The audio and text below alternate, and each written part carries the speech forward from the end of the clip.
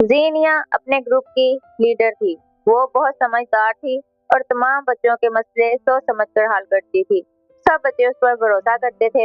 एक दिन स्कूल की वापसी पर जीनिया अपने दोस्तों के साथ जंगल के किनारे खेल रही थी कि अचानक दरख्तों के पत्ते हिलने लगे और दरख्तों के पीछे एक सीढ़ी नमूदार हुई।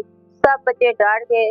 जीनिया ने उसे कहा, डरो मत, हम सोच समझकर कदम उठाएंगे। सब बच्चे मिलकर सीढ़ी से नीचे उतरे। वहां एक जादुई वादी थी जिससे नीले और सुनहरी रंग की किरणें निकल रही थी। वहां एक खामोश मुजस्समा खड़ा था और उसकी आंखों से अजीब किस्म की रोशनी निकल रही थी। मुजस्समे ने कहा, सिर्फ वही लोग आगे बढ़ सकते हैं जो बहादुर हों, मगर उनमें गरूर ना हो। अचानक वादी में 3 चमकते हुए दरवाजे नमूदार हुए। सब बच्चे सुनहरी दरवाजे की तरफ लपके।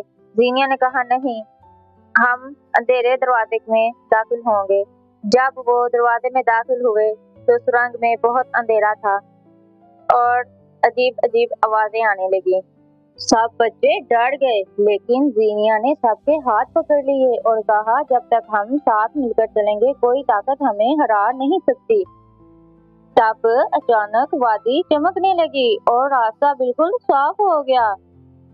अचानक मुजस्समा बोल उठा, तुमने क़ियादत, समझदारी और बहादुरी का इम्तिहान पास कर लिया है। उसी लम्हे जादुई वादी गायब हो गई और तमाम बच्चे दोबारा जंगल के किनारे खड़े थे।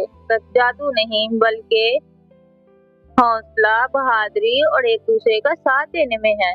जादू से ज्यादा ताकत इत्तेहाद में होती है।